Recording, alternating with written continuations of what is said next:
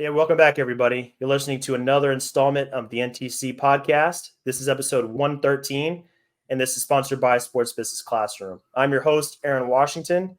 Avi Tyagi is on my right, joining me for another playoff episode. So now we're into the second round, Avi. Things are getting serious. We've had some interesting developments in round one. Seeing the Heat get bounced and, 5 games, Pat working his magic, getting those guys a game was impressive. Seeing the young Magic scrap and claw their way to a 7-game series, that was super cool. Seeing those guys just go through it for the first time, get their little experience, get their feet wet. Seeing the Bucks just kind of melt down after a disappointing season.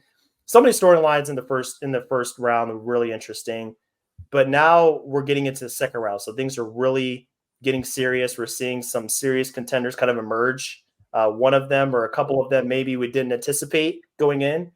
But that's what the second round does. Every round kind of refines the teams, and everybody gets exploited in different ways, and even more as you go through the playoffs. Even the smallest little weaknesses get exploited. So it's just been a fun ride to watch, man. So I hope you've been enjoying as much as I have. And, man, I just can't wait for the rest of the playoffs. It's going to be just incredible to see how these guys kind of progress and fight their way to the top. I mean, yeah, I've been keenly watching. This has been a really interesting playoff run. I think partially because of how many of the big names that you usually see there aren't there. So I feel like the NBA community as a whole is having to embrace a new group of stars. And I mean, I'm pretty happy about that because we'll get to it. Some of these contenders who are playing really well right now, I was kind of hoping would take that step and kind of show that they can separate themselves from the rest of these teams. So Yeah. I feel like it's been somewhat of a mixed bag. We've had some teams underperformed to a level that I didn't expect or wasn't pleased with. And then some teams who I think really stepped it up and showed, hey, top to bottom, there's organizational synergy right now, and we're cooking. We can go all the way. So Absolutely. it's been a good watch. It's a new era.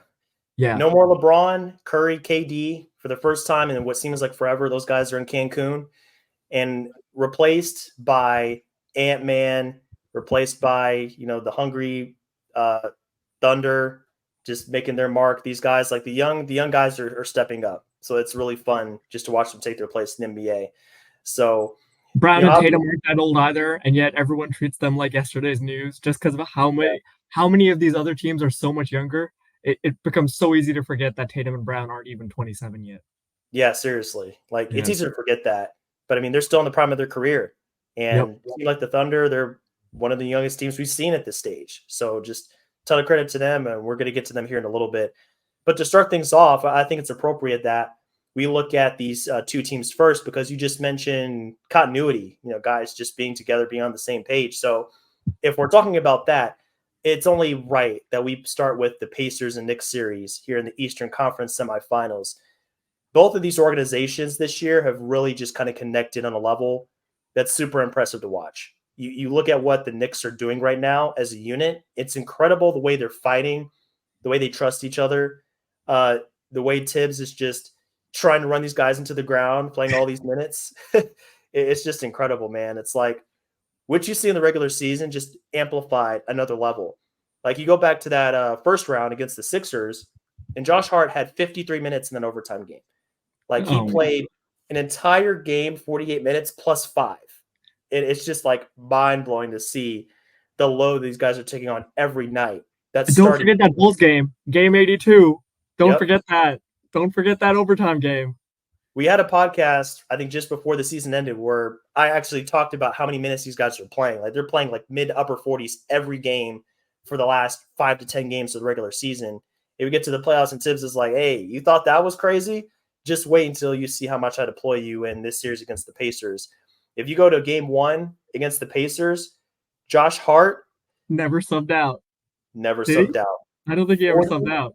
8 minutes for Josh Hart in game 1. Just incredible stuff, man. Like the level of mental toughness, endurance that you have to have in a playoff game, no less. It's not like we're talking about a regular season game. Like we're talking about the playoffs, the grueling playoffs. Yeah. And these guys are wanting these kind of minutes. But I mean, he came out, he did his job. You look at the way he kind of stuffed the stat sheet with 24 points, 13 boards, 8 assists, 3 steals, a block. That is a Josh Hart special, if I've ever seen one. He was everywhere. He was scrapping. He was fighting for boards. he does what he does. He just never stops. And you have to account for where he's at all times. So got to give a shout out to Josh Hart for what he's doing in incredible minutes on the court right now. And also, on the topic of the Knicks, just talking about Brunson, 43 points.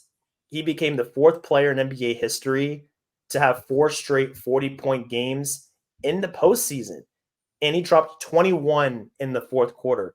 So a trend that I've noticed in these Knicks games, Avi, is just the fact that these guys as a unit just kind of wear their teams down over 3 quarters. We get to the fourth.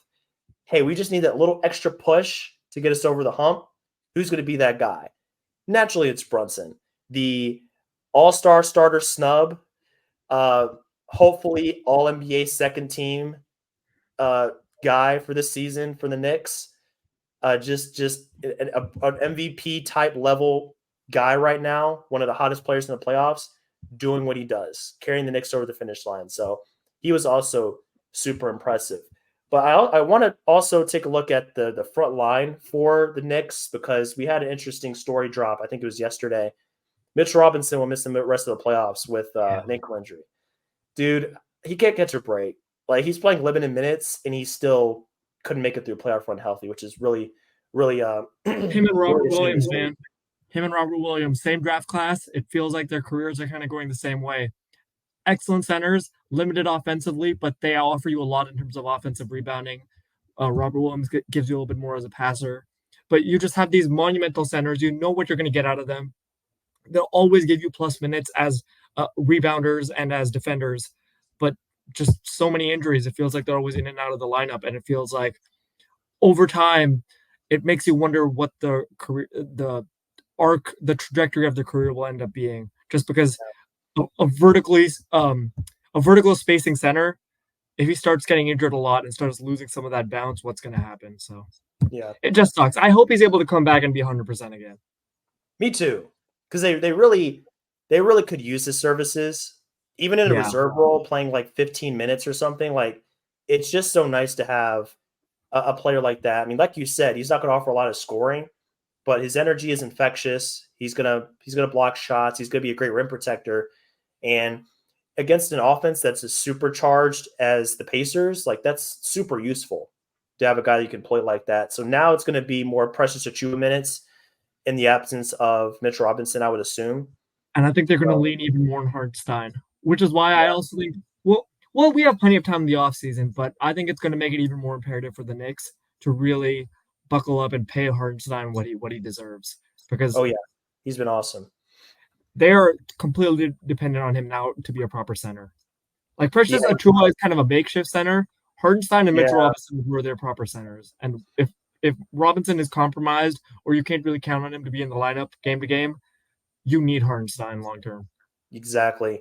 And this also is kind of like a cascade effect, losing Mitchell Robinson, because you look at the construct of their roster. Tibbs is not a guy that's going to play 10 players. Like, his rotation is already kind of capped out at, I would say, 7.5 players. Yep. Like, Mitchell He's Robinson, not going to add anybody else. No. Like, it was Mitchell Robinson, McBride, each played 10, 11 minutes, and then Precious played 4 minutes and 18 seconds. Other than that, no one else played on the bench. So now it's like, man, like, that roster crunch is going to be even more imperative here. It's going to be even more impactful because you lose one of those good bodies off the bench. So we're going to see how the rest of the guys hold up. That's really important because you're playing a team like Indiana. Indiana is just like one of those hyperactive. They're like the Tasmanian devil out there on the basketball court. Like, they just spin, and they don't stop spinning until the final buzzer.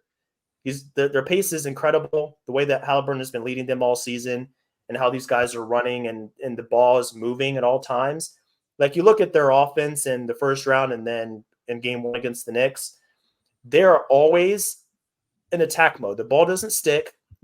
There's no, like, catch the ball, triple threat, jab, none of that. Everybody is just, they catch the ball, they're shooting, or they're driving, like, immediately. And that's I think that's the kind of offense that Rick Carlisle is really trying to implement on this team, is like, don't hold the ball. We're going to move, keep guys in motion. And I think it's amplified the game of a lot of players here. Like, you look at guys like TJ McConnell in last game. Like, he was fantastic. Oh, like, he was incredible. He was fantastic. doesn't stop moving, man. Like always in the attack. He's like 6 feet, but he plays bigger than his size would indicate. He's He's had a always sneaky good season. I think this has good. sneakily been Oh, his yeah. best season of his career so far. I think you're right. He's been that good. And if we're talking about great seasons, I think it's also worth giving a shout out to Obi Toppin playing against his Yeah. former team, Madison Square Garden. He had a great game as well. So you look at what those two guys did together. That dunk. McConnell do that dunk, that East Bay That dunk dunk, was crazy. and it's like the third quarter, and it's like, dude, like, Bro, this I is a must win. And he was like, nah, this is my moment. Let's go. for sure. It was part of it. I think was because he's playing his old team. He's like, Yeah, I know. that's what you're But missing. man, that That was was something else. that was a dope. I love that moment. He's just trying to show Knicks. He's like, hey man, I leveled up out here. Like, I mean, this is what I've always done, but I mean, now he's become a legitimate floor spacer. Like he shot 40% from three this season. And what does he do in game one? 2 3-pointers, 2 out of 3 Yeah. threes. So not the highest volume, but he's efficient. And for a guy that's never been his strength, that is huge. And he's still going to give you the athleticism, the open court scoring, transition points, uh, being active on the boards. So between his performance, TJ's performance, the 18 points, the 3 steals, just being a pest at all times, they got a major boost from that bench. I mean, they had 46 points from the bench in game one. The Knicks had 3. So that kind of just that just kind of tells the story of what they're getting from their bench. They're so different from the Knicks. Like they're such an opposite team in every way. It's so fascinating to watch. But I want to give you the floor for a second, Avi. What were some of your initial takeaways from that game one? As you were talking about the bench scoring, I was just like, all right, we'll talk about the bench, and then maybe we'll end up talking about, how Siakam did and how Miles Turner did. And I was just like, let's just keep going down the line and see how long it takes for us to get to Halliburton. It's And gonna that's take a kind of a while. problem. That Yeah, really is a problem. yeah. There were times when he legitimately felt invisible. And his thought process, see, this is kind of a problem he's always had as a prospect, even when he was coming out of high school, like when he was in college for 2 seasons. Part of the reason he was so underrated, the analytics and the advanced stats loved him. But when you would watch him in college, there was still a certain level of passivity. And even as he's become a star, there are still games and times when it feels like he's almost approaching the game in terms of short term correct decision making rather than thinking maybe a couple steps ahead about how important scoring is. It's from the way Halliburton talks and from the way he kind of plays, you get the sense of how unselfish he is. And so what the Knicks started doing was there was a lot of times off of screens, they would start doubling him. And his instinct is just, well, I'm double, let me just find the pass. He'd find the most immediate pass, but it would typically be to a guy who the Knicks knew he wanted to pass to anyways. So by the time the guy's receiving the ball, players like Toppin, Neesmith, these guys don't exactly put the ball on the court that often. So they're not going to like drive by if they have a small advantage. They kind of need a bigger runway to be able to get all the way to the rim or make something happen. Right. So a lot of times Halliburton's kind of just letting them off the hook. And the fact that your all-star, the guy who almost tore the Bucks apart himself in that in-season tournament, was relegated to 6 shots. I'm sorry, that's just not aggressive enough. And your No. teammates did a pretty good job on the whole of kind of holding up their end. I know you had 8 assists, and I know this is part of your game. You're always going to be pass first. But if you have gone too far on the scale of pass first to the point where your scoring is so limited, you lose a lot of your equity as a star. Yeah, So for sure. I feel like that was honestly the most costly thing. Like if we're being honest, I feel like McConnell actually did a better job than Halliburton of kind of tipping the scales, pushing the ball in transition himself, finding the openings and the crevices in the Knicks defense. Because the Knicks defense has been great. But yeah, those guys are tired from the pace. There's a huge gap in pace between what they just faced with the Sixers and the Pacers. totally Game 7 different. against the Sixers, their pace was 91. Game 7 against the Sixers, their pace was 91. Game 1 against the Pacers, the pace was 98. Like that's a huge gap for between 2 games for a Knicks team that's probably tired and that's basically been relegated to 7 players. So you really need to push it and you really need to try to attack as a scorer. For sure. Again, I'll give him a little bit of a pass. I know he's been dealing with back spasms, but if he's out there, I mean, at some point, I mean, 6 shots just isn't enough. No, 6 points on 6 shots. They need more from him. And I know it's tough being aggressive if you have some kind of an injury. It really kind of puts a damper on your ability to explode and really just kind of get into the teeth of defense. But he's got to find ways to be a little bit more aggressive, just make his presence more known as a scorer. And like you said, if he's going to default to the pass every time, it's actually going to hurt his teammates because they're Yes, expecting that. They're not expecting an attack or a pull up. You just got to do more to be more involved, or else it's just not going to be. They're not going to have a chance. you're Like giving the every Knicks what they team want. needs that guy to step up, that star Yep. player to make their mark known. That's the only way you really have a chance to progress through the playoffs. My man had 1 shot attempt in the second half, 3 assists and 3 turnovers. Like that's just not enough. You No. got to be able to do more. You need to be able to spring out the dribble. Like there, Brunson gets double all the time too, but the difference between Brunson is, see, he'll be sneaky. Sometimes he'll reject the screen. You think you're going to start doubling him? Oh, whoops, he faked you out. He went anyways. He drove in. Mm-hmm. Okay, he might spin out of it. He might split the double. Brunson has this huge variety of moves, and he's actually honed it over the course of even the playoffs. If you look at what he was doing in game 1 and game 2, where I feel like he was trying to get a feel for like, how do I attack Oubre and Tobias Harris and Batum and these types of guys? Because it was a different look for him. The fact that they have these huge wings and they're playing at a playoff intensity, that was kind of different for him. You fast forward all the way to game 4, game 5, game 6. It's like, oh yeah, I'm just going to drop 40. Easy. Yep. A lot of times the Knicks wouldn't even look to score. There were times when I felt like Anunoby or some of the other players had advantages. They would turn around, find Brunson, give him the ball, and then set a screen for him. Almost everything was devoted to, this guy's unstoppable. Let's just let him cook. Halliburton isn't that type of player, but he can't be so far on the other end of the scale too when he's basically doing what Miles McBride was doing for the Knicks. You know what I mean? Yeah. Like you've got to offer more as a scorer. Agree. Completely agree. He has to do more. But I will say, I think it's encouraging for the Pacers going into game 2, which is actually tonight. The night we're recording this, that there was such a contribution from the bench, from like we just talked about Obi Toppin, Yep. and TJ McConnell, but then also looking at Isaiah Jackson. I think he Yeah, had a that great was game as sneaky. well. Super aggressive, and I think he was a big reason why the Knicks weren't able to assert their dominance on the boards like they usually do. I mean, they abused the Sixers multiple times in that series, just getting so many more offensive rebounds, but they weren't able to do that against Indiana. And you going in, you might actually think that would be the case, but you look at the rebounding numbers. I mean, the Knicks had 8 offensive rebounds. That was only one more than the Pacers. They had 7 offensive Yeah. rebounds. So with Jackson being that active and the other guys kind of chipping in by committee, it's really going to help kind of keep things even in the rebounding department, and it gave them a great chance to win. I mean, they had a chance there at the end. They only lost by 4 with Halliburton 6 points. So Yeah. if the bench can continue to contribute, maybe not to that degree every game, you're going to have a little bit of slippage. But if they can get some decent contributions from the bench, they can get, I don't know, 30 to 35 bench points each game, and then Halliburton can reassert himself a little bit more.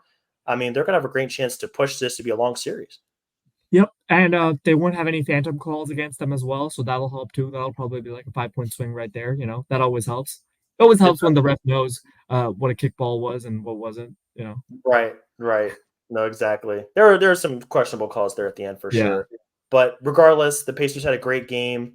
The fact that they were almost able to steal game 1 was really impressive, and I think they're going to be in a great spot to do it in game 2 to really steal that game. So they kind of have the blueprint of what they need to do to win.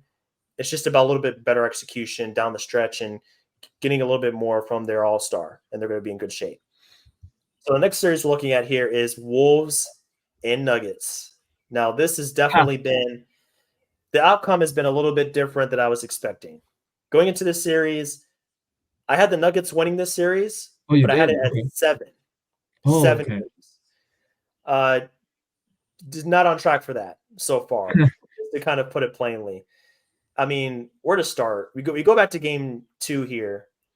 Gobert is out of the lineup. So you're thinking like, okay, this is the perfect opportunity for Denver to come in here, reassert themselves as the defending champions.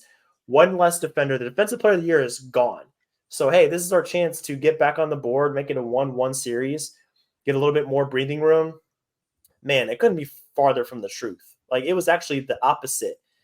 you look at the perimeter defenders for the Timberwolves, Ant-Man, Nickeil Alexander-Walker, Jaden McDaniels. And then you look at the way that Naz Reid and Kat were able to also kind of just be great team defenders. Like everybody was just, they moved on a string. And we were talking about this a little bit via text during the game. And we were just both in awe of the defensive performance that the Wolves really put on. How often do you see Jokic have 7 or actually 10 turnovers in 2 games? Like Yeah. no other team can do that. Jokic had 7 turnovers in game 1, 3 turnovers in game 2. Jamal Murray, Oh my God, he's been eaten alive, man. he's been in The jail. clips going around are just brutal. And I actually I tweeted this. I think it was game 1. It was like the first or second possession of the game, when Ant-Man was picking up Jamal Murray. Like as soon as he passed half court, he was just hounding him. And I tweeted, I was like, man, Jamal's going to be in jail this entire series. And sure enough, I mean, he hasn't been able to get anything going. So you look at what he's been able to do, just about nothing.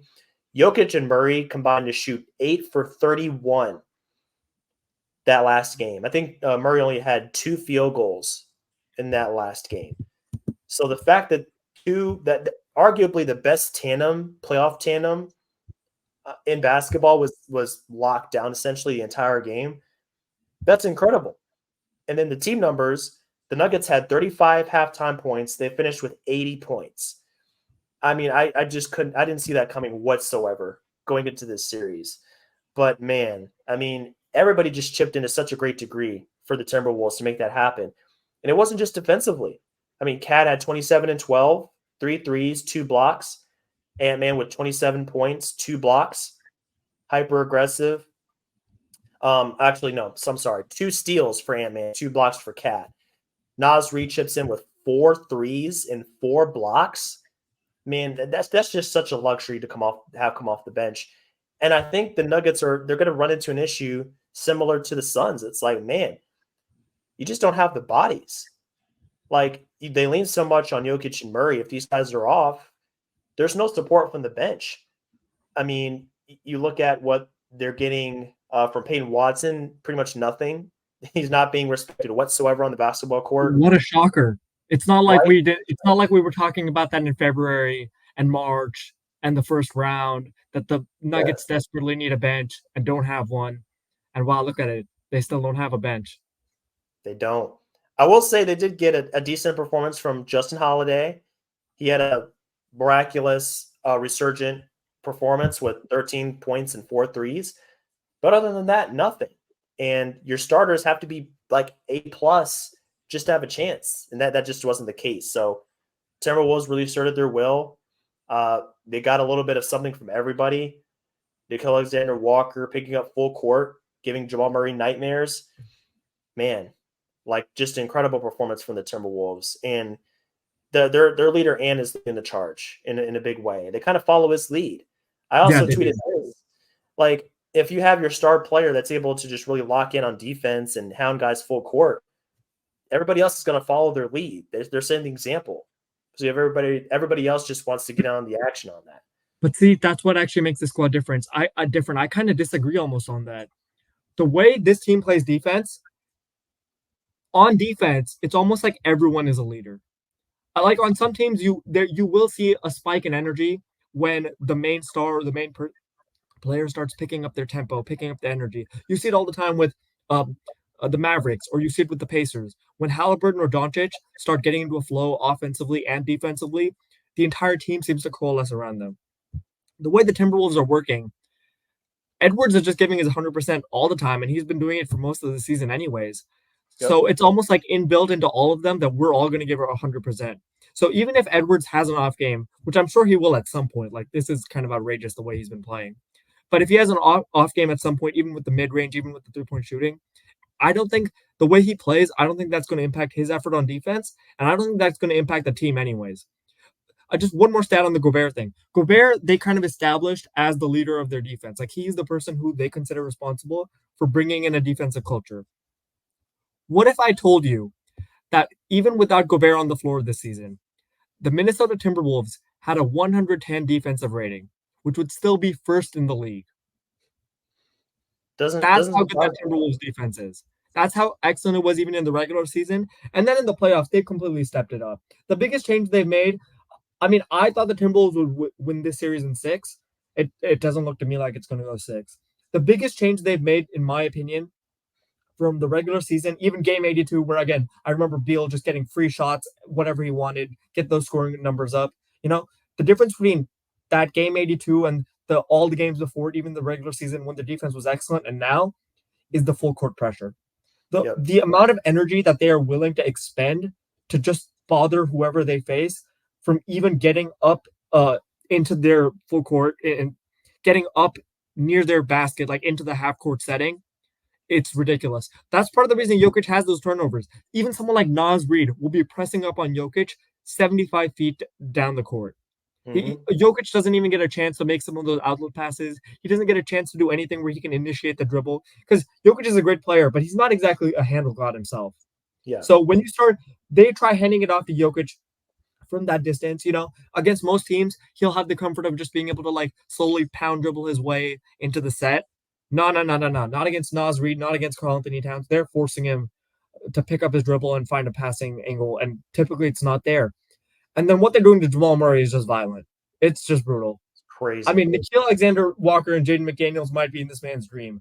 The outburst he had where he threw the heat pack and the towel, you can see where it's coming from when you're watching the game.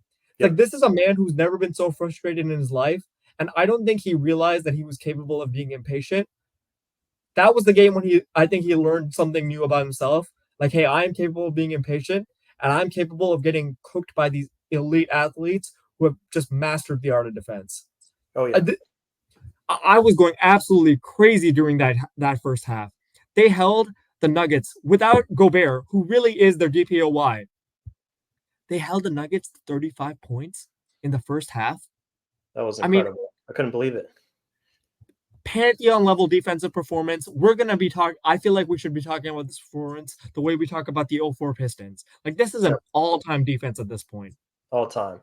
Because it's not just their performance in a nutshell, but I mean, you got to put it into context, like the opponent that they were facing and who they did it to, and without the defensive player of the year. Like, you put all those pieces together and it just becomes more and more impressive what they were able to do. And just Year 3 of Chris Finch. Year 3. I feel like it's making all the difference here. He's really just back to the very start of the podcast when you said continuity.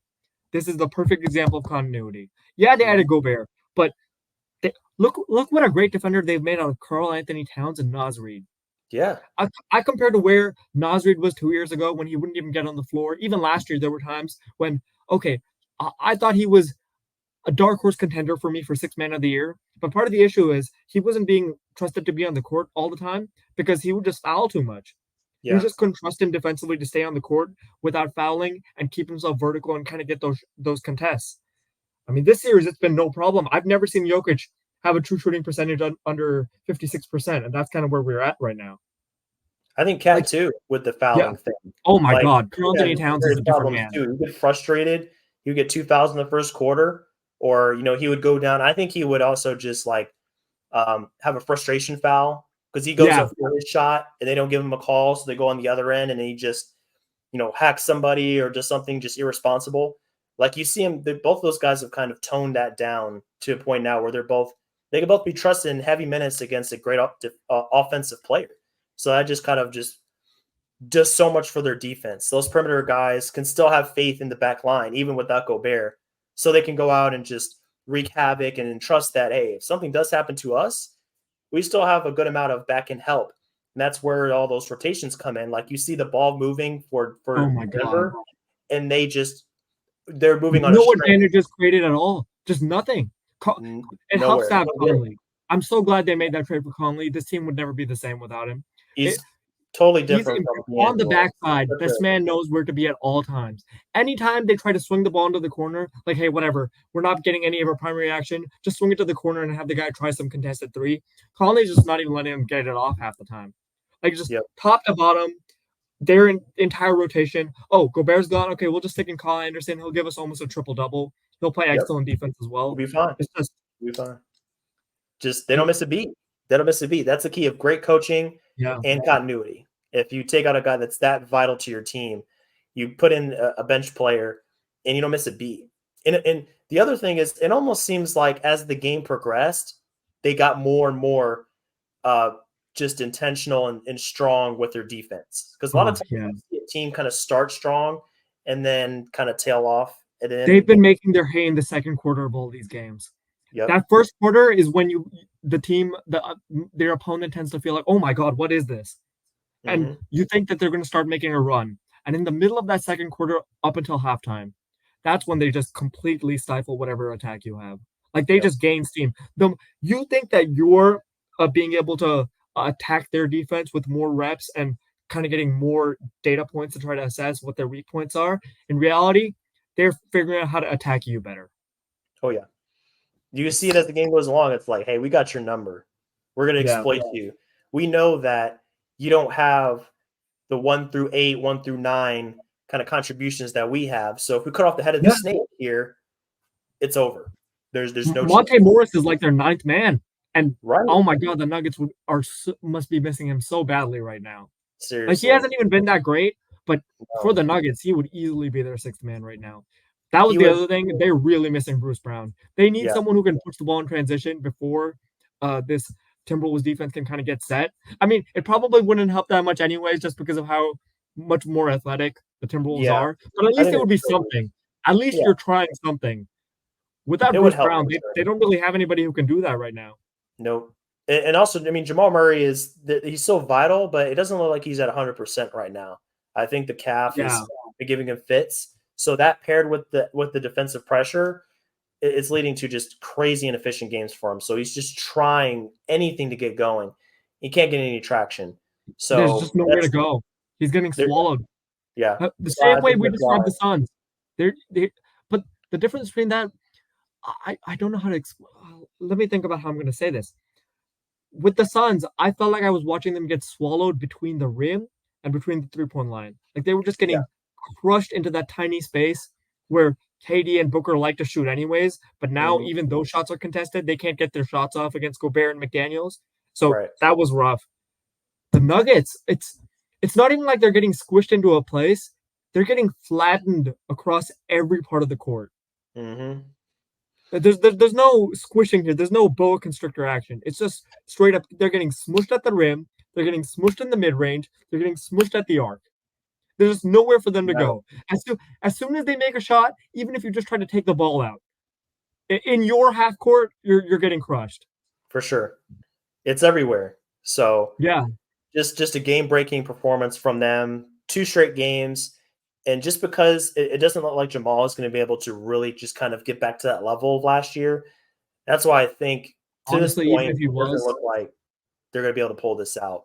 The Wolves just have too many weapons. They have too many options. Basically, like what I've learned this playoff run, and it's really just kind of across the board, it kind of plays into every series. But like, hey, whichever team has more options to go to, yeah, that's the team that's going to win the series. When you see a that's team why run Bruce out of Brown matters. options, they're done. You know they're done. You need those And counter punches. You need yep, those counter punchers, and they don't have it anymore. Bruce Brown was their off the bench counter punch. yeah, Christian Brown and Payne Watson and some of these guys are interesting, but they don't provide something fundamentally different. hmm, Bruce Brown provided you something fundamentally different, and they never found a way to replace him. And the crazy thing is, even if Murray was fully healthy, even if KCP was fully healthy, and even if they had Bruce Brown, I think they would still be down 2-0. I think so That's the too. scary part. That's the scary part. That's how good they've been on defense. That's how menacing it is when you're putting out lineups where Conley's the short guy, yeah, but everybody else is like either 6'6" or taller. I know Edwards is technically 6'4", but I mean, first of all, he looks like he's at least 6'5", and he plays like he's at Yeah, least 6'7". for sure. So he's just discarding some of these guys. I mean, I love KCP. I thought, a couple years back, I thought he was in, for me at least, in contention to be first team all defense, and he's just getting shrugged aside. I mean, he Mhm. had Reggie Jackson touching earth the other day. Jamal Crawford called it a proposal. It's just, Yeah, the oh, proposal was they great. can't stick with him. No chance. No chance, man.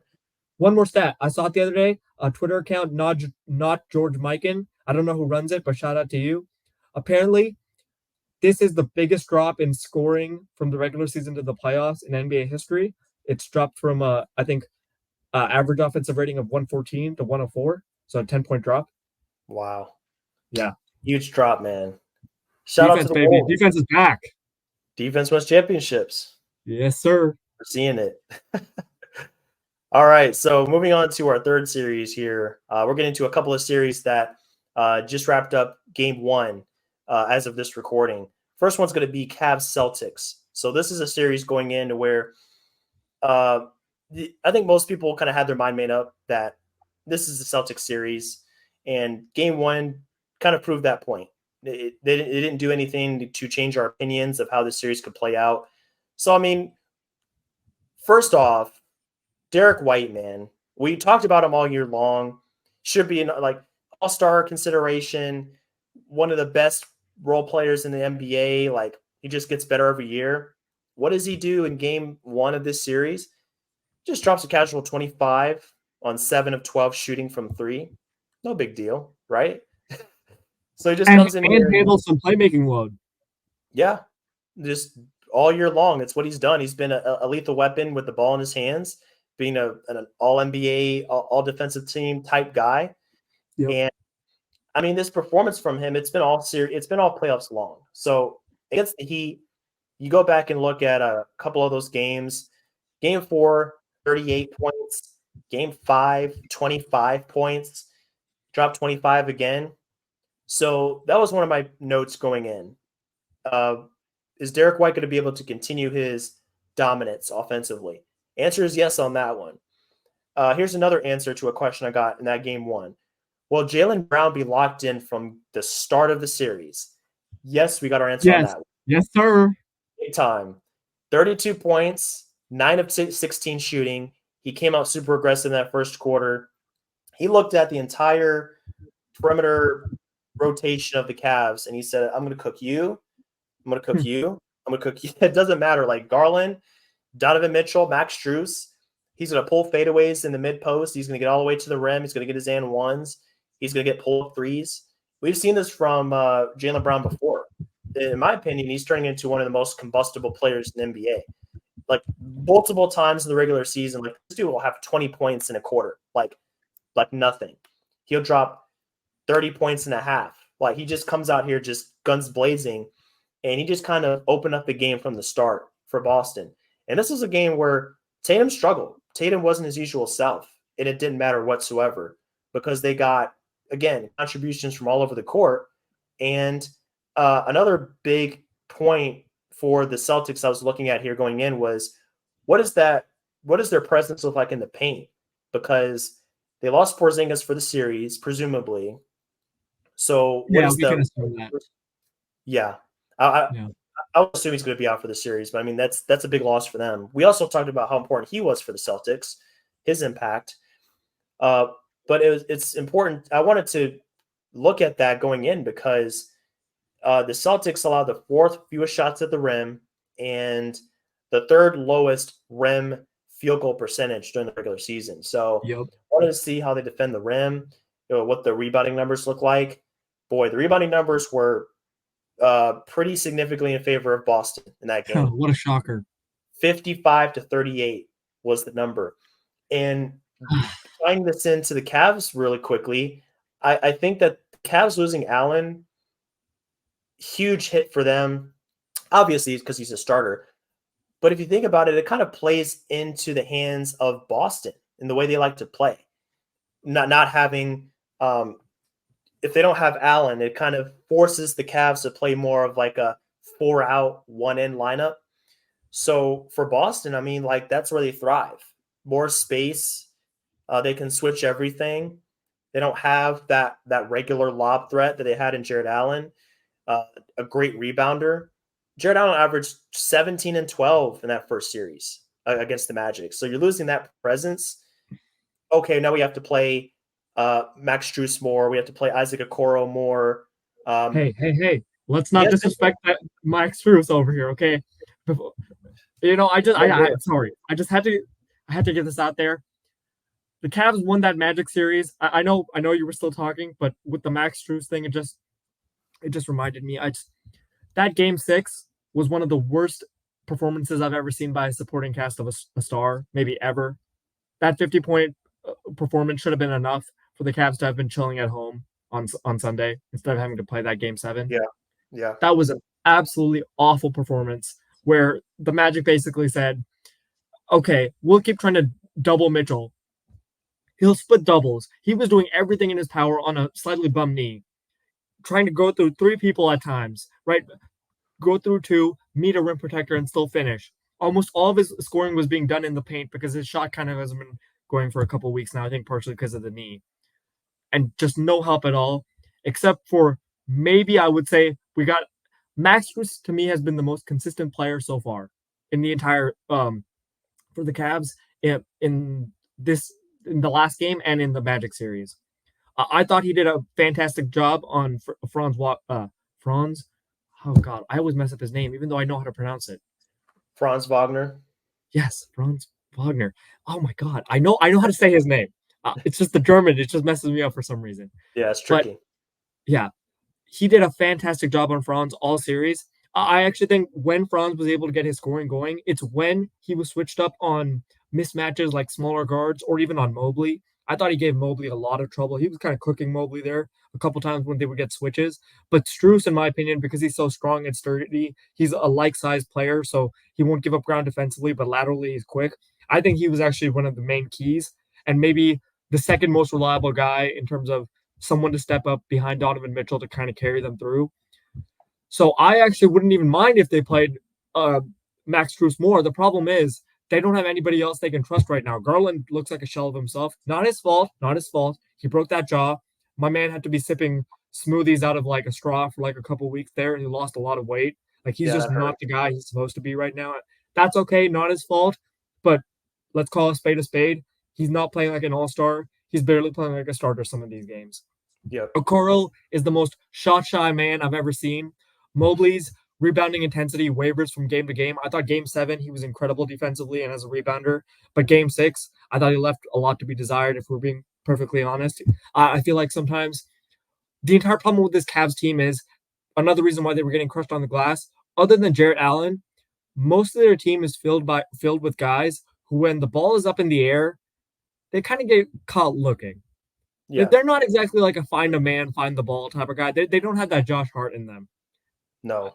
I'm not criticizing them in terms of, oh, they're not giving enough effort, they're not giving enough motor, but they have like that. They have that instinctive ball watching mentality in them, and it's not even mentality. It's something that's, I think, rooted in their instinct. It was something I thought about Mobley even when he was coming out of the draft. There'd be times where I felt like rebounding wise, he wasn't kind of going with the same intensity that someone like Chet always does. Where Chet knows he's slight, but Chet also tries to rebound as hard as he can. It's just sometimes you just can't get it.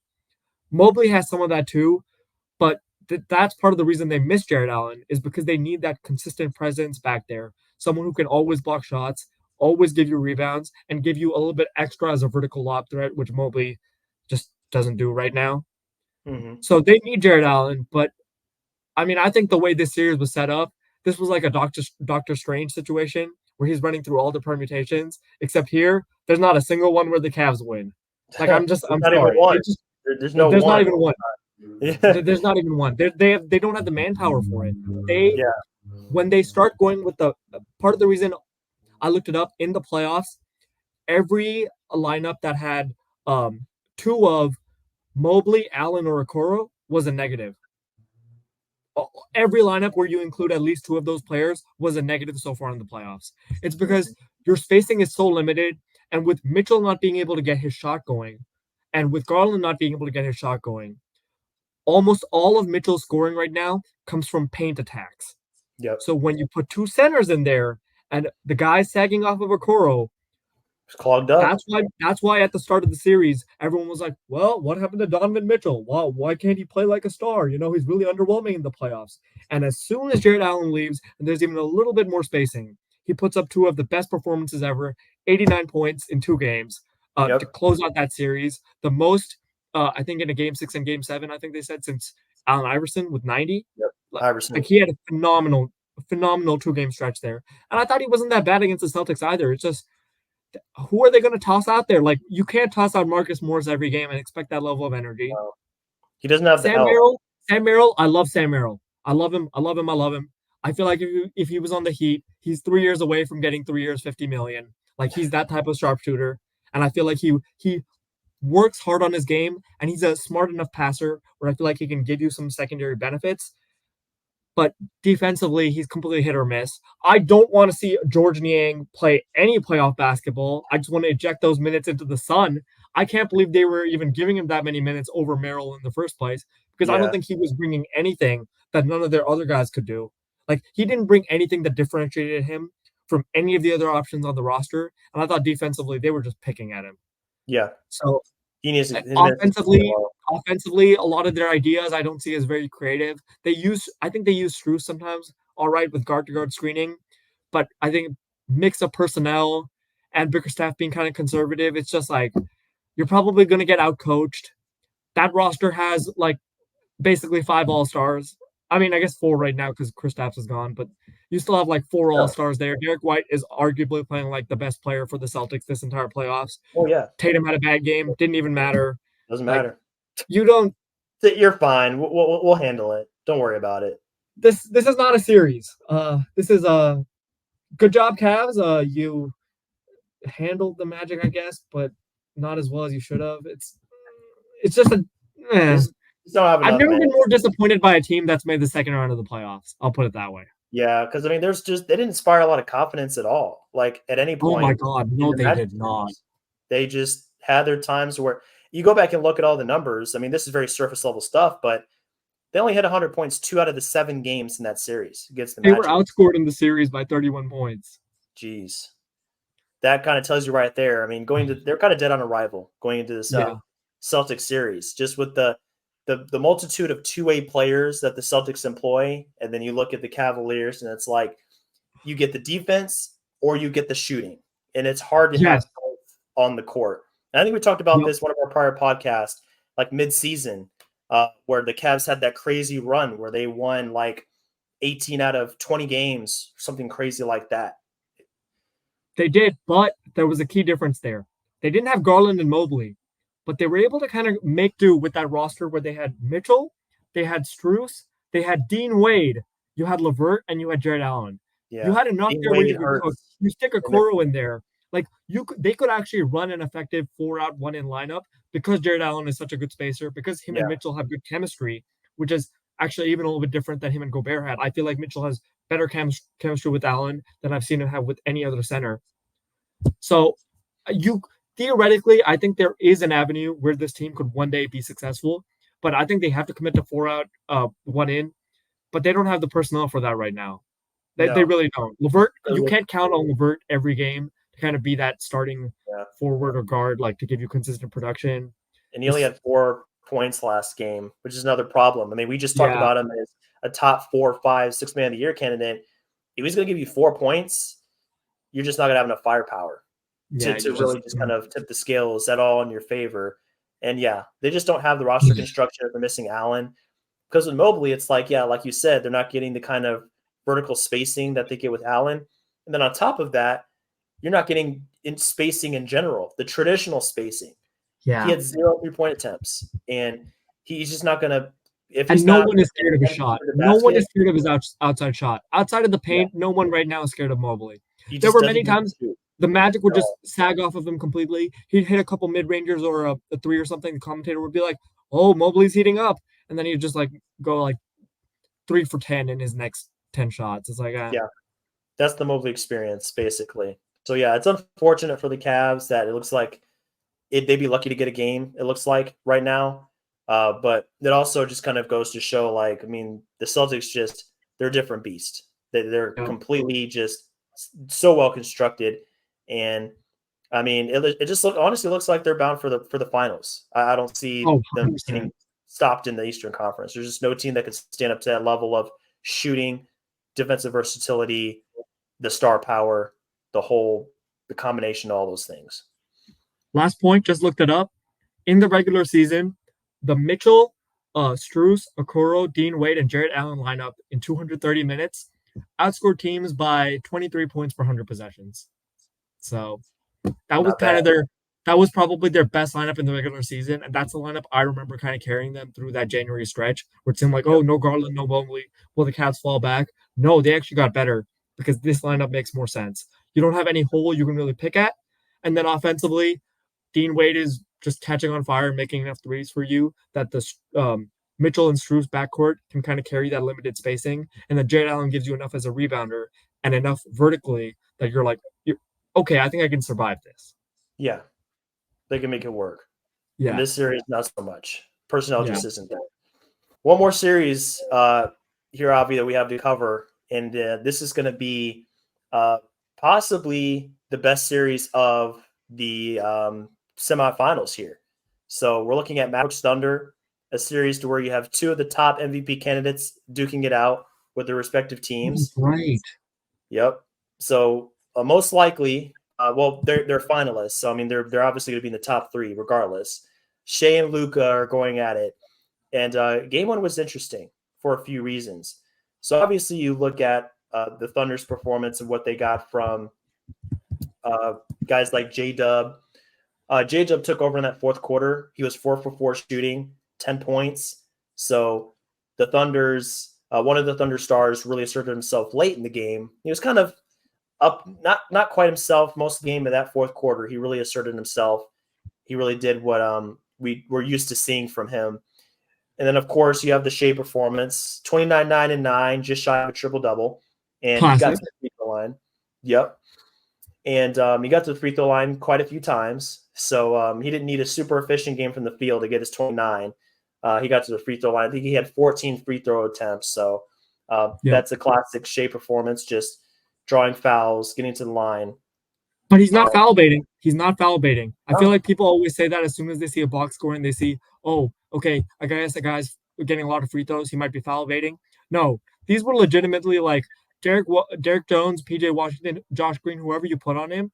He'll run through such a large Rolodex of moves that eventually these guys just get impatient and jump into him. And once you jump into him, of course, I'm just going to take the free throws. Why not? You know? Right. He has so many moves that he's going to get you to bite eventually. Yeah. So he's just great at drawing fouls. That's just one of his great talents. So Shea put that on display all game long. And also really impressed by the bench performance. So this is kind of similar to what we just talked about with the Pacers performance. The Thunder got 16 points from Aaron Wiggins. What a pickup. 7 shooting. You can't help but be a fan of Wiggins because he kind of flies under the radar. He's someone I feel like people talk about TJ McConnell, talk about Toppin. No one talks about Aaron Wiggins. He just kind of goes out there. It's basically me, Brett, and Thunder Reddit or Thunder Twitter, whatever. That's basically it. Those are the only guys who I've seen talk about Aaron Wiggins consistently. I remember Brett put out some clips on Twitter of Aaron Wiggins as a cutter, and I was like, my man, I see you. I see you. Because Aaron Wiggins is phenomenal. I love his play so much. I don't think I've ever seen a player who has managed to do more while doing less, if that makes any sense. Like that's a theme. He is such a good cutter. Like he really is such a good cutter. When they say Aaron Wiggins has saved basketball, this is why. When you watch Aaron Wiggins play, you see the best of what you can do on the basketball court. You don't always have to be the scorer. You don't always have to be the facilitator. All you have to do is, here's an advantage. Okay, let me take advantage of it. Here's an opportunity. Let me step into the moment right where the passer can find me and just easily make a layup. Let's just make everything as simple as possible. Defensively, okay, I'm good enough to be able to cover other power forwards or small forwards. I'm actually somewhat switchable too, so you can kind of put me in whatever lineup configurations you want.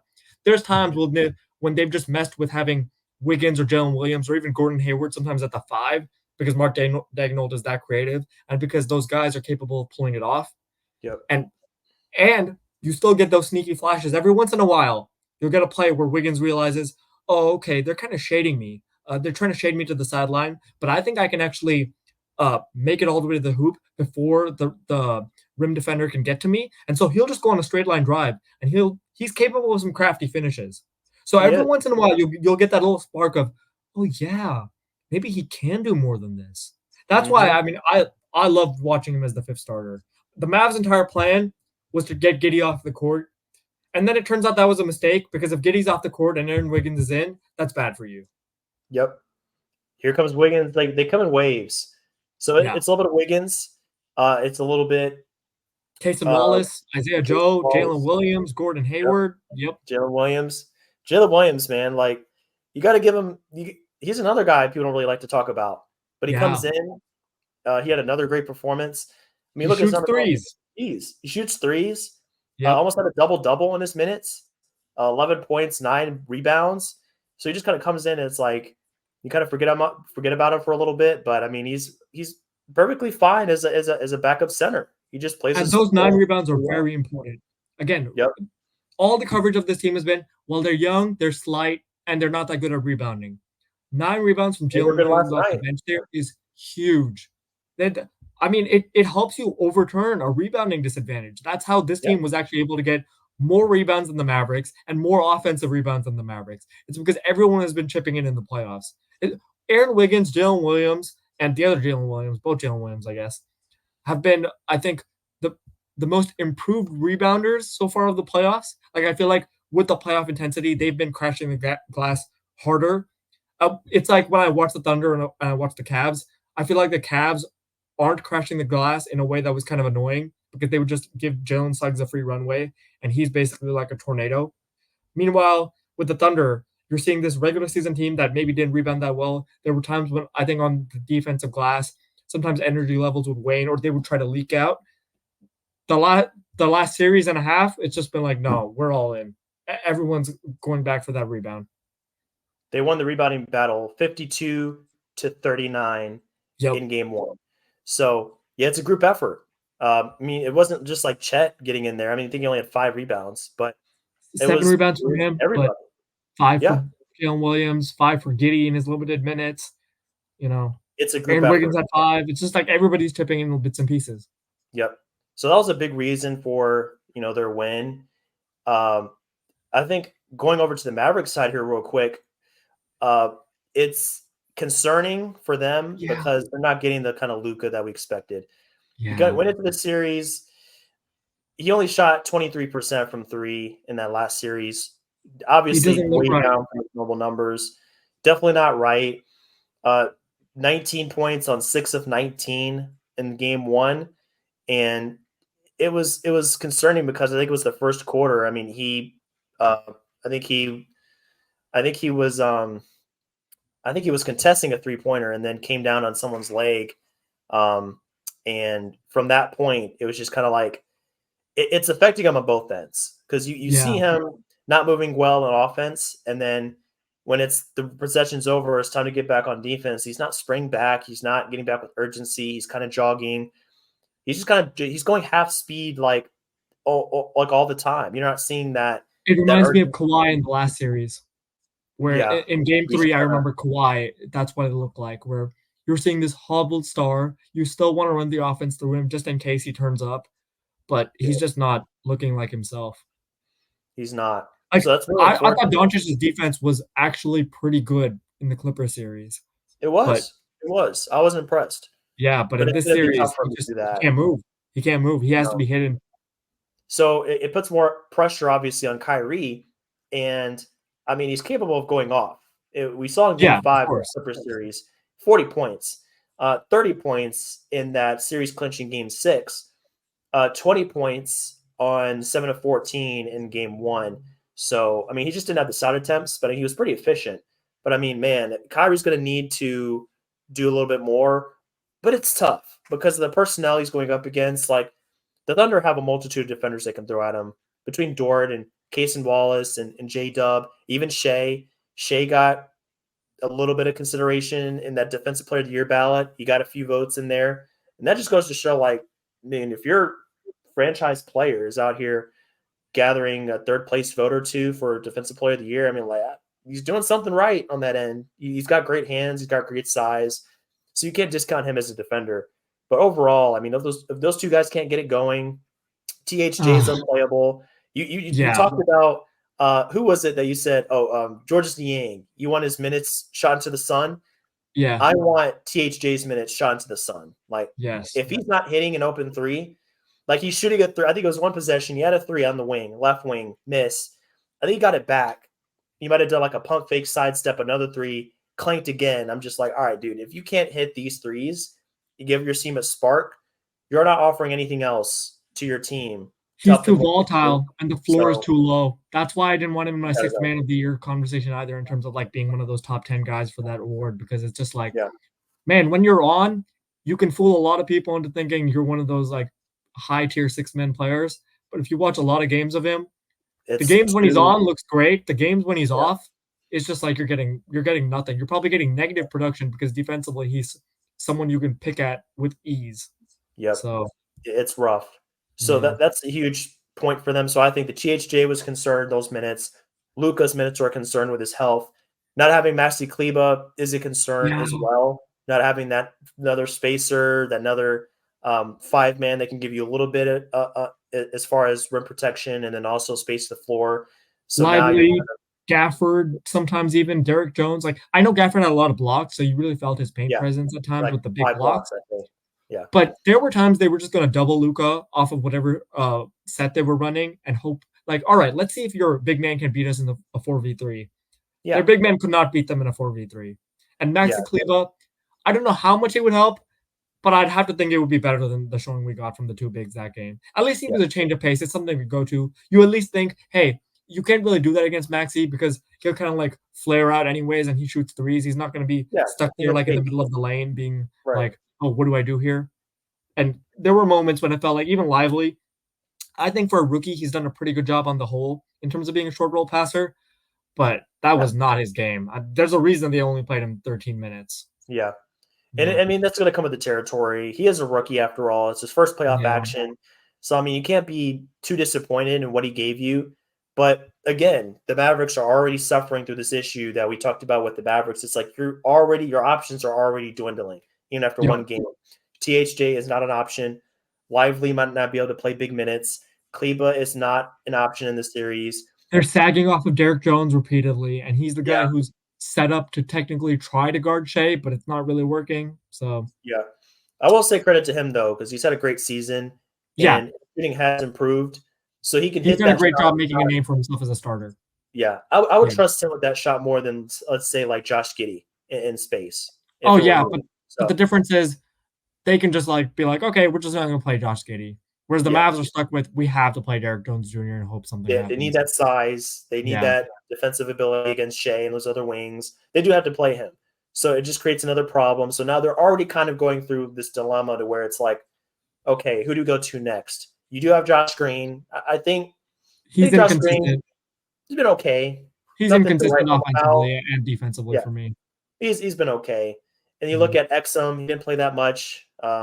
8 minutes, I want to say he got on the court. yeah. Um, Good season, good resurgent season from him. Maybe he gets more of a look if THJ's minutes are thrown out the window in game two, because he does give you that defensive versatility. I think offensively, he's taken a step forward for what we saw early career Yeah, Exum. because the So, shot it makes a big difference. He yeah, now gets to be like almost like a 3-and-D guard, and he's been great right. at it. But I think this might be the series that the fairy tale run kind of ends in front of a dominant one seed that's been holding opponents to 95 points or less in every playoff game they've played so far, and Mm, actually has the best point differential of any playoff team so far, which is yeah, surprising. I thought it would be the Timberwolves. yeah, I did Yeah, too. That's really impressive to see. And yeah, I mean the youth is not impacting whatsoever. They're coming in here, they're ready to play. Shea is just one of those guys. He's a great leader, and guys are just growing exponentially every game between Chet and J Dub and the bench. And yeah, just the fact that they have so many weapons on any given night, and they can play a multitude of different ways. They can have space. They're not losing the rebound battle. They're winning the rebound battle. And if they're winning the rebound battle, huh, I good think they have luck. a great chance to Good win luck. almost against any opponent if they're winning Yeah, rebound battle because they take care of everything else on the floor so well. So all in all, a great game one from the Thunder. The Mavericks they have some questions to answer. Who can they play? As far as inside and outside, can they play extra more minutes? Can they get away with playing Gafford more Josh minutes without Green or being something. really I don't know. punished? Yeah. Can Luka get back right? Are they going to get signature Kyrie game. Kyrie might I have to think they drop will. 30-35 the rest of this series if they really want a chance. If Luka's not going to be right, they're going to need an uptick from him. I had Thunder in 6 before. Right now, if Luka looks as bulky and as injured as he did in game 1, I think it might be Thunder in 5. It might be Thunder in 5. Kyrie, I still think can just win you one game just off of just being ridiculous. Like the shot making is so crazy. The finishing, sure. like, he can just go on a stretch where it's like, 15-0 run by Kyrie and he won the game or something. But for sure, I'm not feeling great about their chances. Me either. I mean, but it's a great showing for Shea. I feel like if Shea had more of a name brand recognition, and if he had multiple years of stacking it up, he might have been able to win MVP this year. I know ultimately he finished second here, but I think he had a real chance to win it. And I think this is kind of his he's kind of going on a campaign trail, and this is like his first couple months of his campaign. And I think next year, if he keeps up this level of performance, and if he does better against the Timberwolves than the Nuggets are doing, I think next year might be the year he finally gets to win his MVP. I can see that. I can see that for sure. I missed it. So, did Jokic win it? Yeah, Jokic won. Shea second, Doncic third. I knew it. Yeah. I just had a feeling. I think in my heart, I would have voted Shea. I just love what he did as the number 1 seed at his age. I love what he's doing defensively. Like you can't pick at him.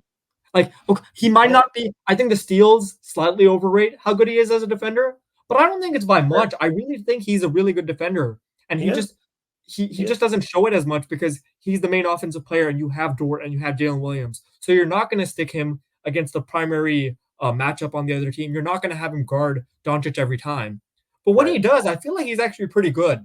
Like, I don't think the steals are just a fluke or some sort of like faulty statistic where he's a gambler of some kind. I think he's actually a good defender, which is why I would have picked him for MVP. And I think that's also part of the problem right now the Nuggets are running into.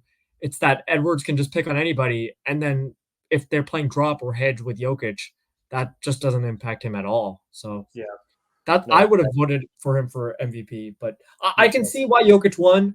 But I think now, I'm not mad at it. But now I think more people who just kind of gave Jokic and the Nuggets all that respect as champions and kind of wanted to make it up to him for him not getting the MVP last year, kind of like a makeup MVP this year. 10 of the 11 analysts picked the Nuggets to beat the Timberwolves, which I thought was surprisingly way too high. So I just think this second round in the Western Conference especially, I think is a learning experience for most of the league. Us too, because I didn't realize the Timberwolves would be this dominant. I picked them in 6. Right now it looks like 4. I thought they would be great. I didn't think they would be this. So I think everyone has kind of learned what these playoffs look like and what they might portend for the future. Maybe we're just going to get 4 or 5 years of these young teams that are defensively really sturdy, just turning it up in the playoffs, putting full court pressure, and these older teams just being completely confused and lost. Maybe that's just what we're going to see now. Yeah, just overwhelmed for sure. So this has been fascinating, man. We have another game tonight. We'll see what happens with this Pacers-Knicks series. And then in a couple of days, we'll get another rematch of Wolves-Nuggets, and then we'll kind of go from there. But we hope you guys have enjoyed this podcast, this episode. Avi, great to have you on as always. Great to be here. Glad to get back in the saddle after a little bit of time away. But well-deserved vacation. Well-deserved. Thanks, man. It was a great time. Really enjoyed it. So if you guys are looking for more content like this, be sure to check out our website, which is notradeclause.com.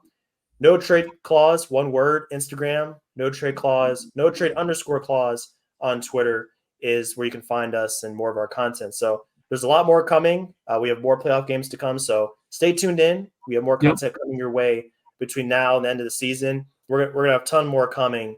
Oliver Aruda, our draft specialist, is going to be hopping on some pods here starting next week. Great. And we're going to drop off. We're going to get on some pods talking about the draft. So stay tuned, guys. We got a whole lot coming. But in the meantime, hope you enjoy the playoff games coming up. And we hope to catch you in the next installment of NTC. Take care.